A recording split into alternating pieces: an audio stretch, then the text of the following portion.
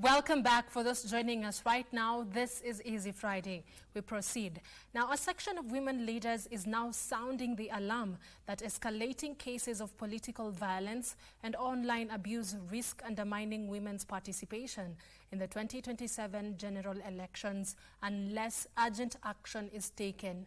The leaders, led by Echo Network Africa Foundation Chief of Party Sarah Muhoya, are calling on relevant authorities to crack down on perpetrators and electoral and political violence, saying the vice is slowly instilling fear among women seeking elective positions. They have also urged political parties to front more women for various political leadership positions as a critical step towards spearheading an inclusive democracy. The country gears up for the 2027 general election. Women leaders have renewed calls for greater inclusion of women in political leadership. Whether it's executive, whether it's whatever. Led by the Echo Network Africa Foundation Chief of Party Sarah Muhoya, the leaders decried the increasing cases of political violence in various parts of the country, saying the rising spate of attacks continue to discourage women from seeking elective positions. We don't have a shortage of laws that can be enforced to reduce and to really deal with criminal gangs. And therefore, as a country, we must agree that we cannot build a culture of gangism, of goonism. We must tackle it together. It is not the job of one agency, the police, the DCI. It is our job. If you go where you're vying, if you're married, unaambiwa rudi huko mahali umeolewa.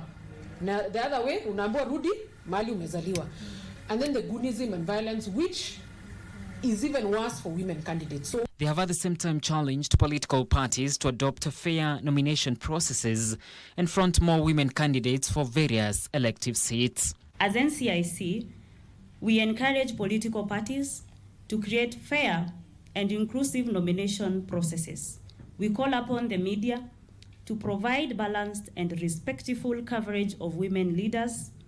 We urge citizens to reject divisive narratives and support leadership based on integrity, competence, and vision rather than gender or ethnicity. IEBC needs to really crack the whip so that if a political party presents a list that does not comply with the electoral laws, it needs to be punished. They need to set that list back. Meanwhile, the Independent Electoral and Boundaries Commission, IEBC, has urged political parties and other stakeholders to equip women aspirants with adequate information on the electoral processes to enable them navigate the path to elective leadership successfully.